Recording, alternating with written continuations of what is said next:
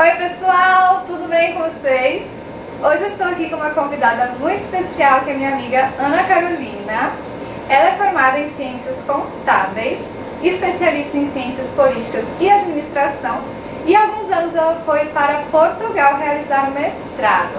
E agora ela já está fazendo seu segundo mestrado, gente.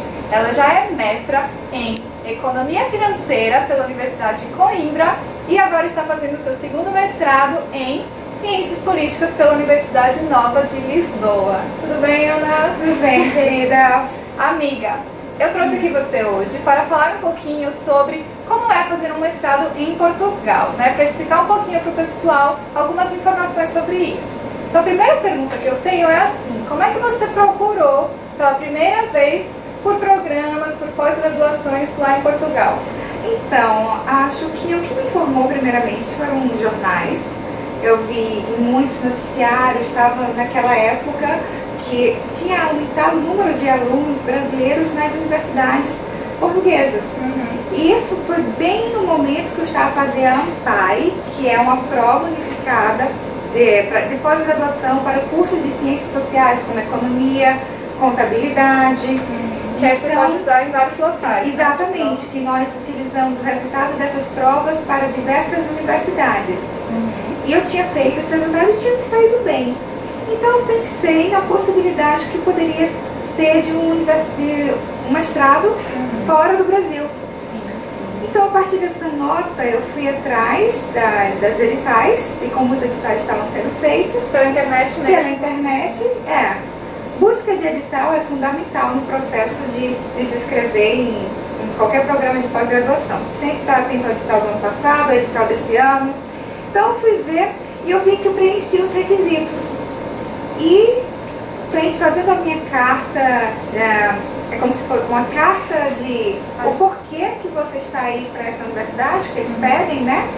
E você manda os seus resultados, manda os artigos que você já trabalhou, as provas que você já realizou. Precisa de um histórico da graduação, por Precisa exemplo? de um histórico da graduação. E tem algo interessante que ele quer o currículo europeu.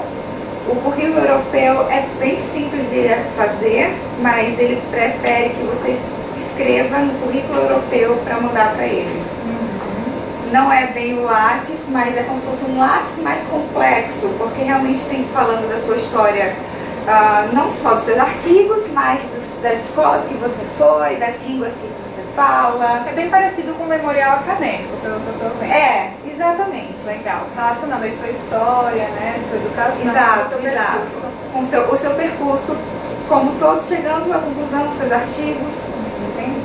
E amiga, você teve que fazer alguma prova lá ou você só precisou encaminhar esses documentos? Eu só encaminhei os documentos, os resultados da prova. Essa prova eu fiz aqui em Natal, da ANPAG. E eu encaminhei esses documentos e pouco tempo depois eles mandaram a carta de aceite. Certo. E no caso, assim, por se tratar de Portugal, você precisou apresentar alguma prova de língua inglesa, de alguma outra língua estrangeira ou não foi necessário? Por se tratar de Portugal, eu apresentei de língua inglesa, mas o que mesmo foi complicado foi na embaixada portuguesa. Tu tens que provar que fala o português, que é o português aceito de lá. Então tem esses meandros que tens que ir escavando à medida que vai lá na embaixada e vai pedindo informação e eles vão vendo se o seu português é adequado ao português de lá, mas acaba sendo algo simples. Para um aluno que já tem conhecimento de uma língua culta, de uma língua formal, acaba sendo algo simples. São alguns detalhes mais, né? Vocês viram que ela começou a falar disso, ela já começou a fazer um sotaque meio português. O sotaque é portuguesado para facilitar o entendimento. Eu recomendo demais quem for para lá, porque há palavras que têm significados diferentes. Então, se tu percebeu que ele falou algo que não tem o significado que você acha que tem, mas teve um outro significado para ele, pronto, já anota aquela palavra no seu caderninho, que essa palavra tem outro significado. Amiga, ok. E como é que foi o curso, assim? Como é o mestrado lá? É parecido com o Brasil? Você acha que tem alguma diferença? Eu acho que tem diferenças no sentido de que as cadeiras são muito... As cadeiras das disciplinas, né? As cadeiras das disciplinas. As cadeiras, elas são muito fechadas. Não temos muita liberdade de escolha, não. Tem as obrigatórias que têm que ser feitas e as específicas que têm que ser feitas. Então, eu não tive muita liberdade de escolha na Universidade de Coimbra, que é uma universidade mais tradicional, então era suposto que fosse assim. E senti também uma certa dificuldade na questão linguística e no tipo de ensino que eles tiveram no ensino médio em relação a isso, porque percebo que a área de cálculo para eles é uma área de cálculo muito avançado.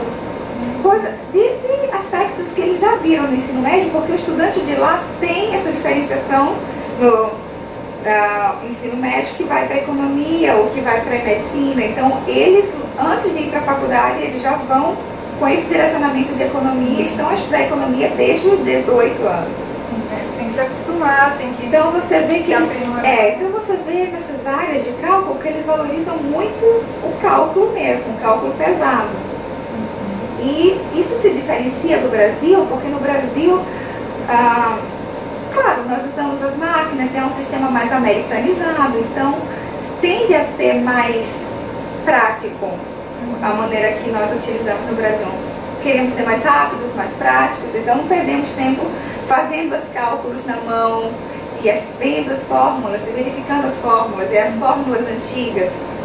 Então essa foi uma diferença que eu senti grande. Amiga, meus colegas além sentiram. das disciplinas, você tinha mais alguma obrigação, atividade no mestrado? Eu tive que fazer... Qualificação, você teve que defender alguma? Tive. Eu tive que apresentar a qualificação da tese. E eu fiz sobre a situação financeira do Brasil. Mas essa tese foi interessante porque eu já dei uma puxada nela para o assunto que eu queria tratar depois, que era da política internacional. Sim. Então eu já fiz um assunto meio que puxando para a área de política internacional.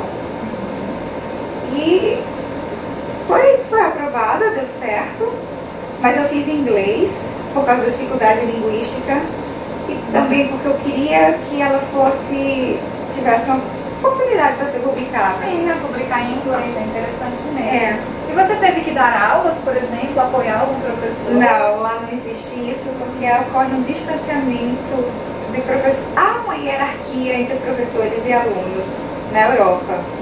E você não vê esse tipo de aproximamento em nenhuma universidade que eu fui. Principalmente as mais tradicionais. A Coimbra, com certeza, foi a mais tradicional que eu fui. Que era um distanciamento e dificuldades de aceitação de diferenças linguísticas, diferenças culturais, porque tinha todo aquele aspecto da tradição, mas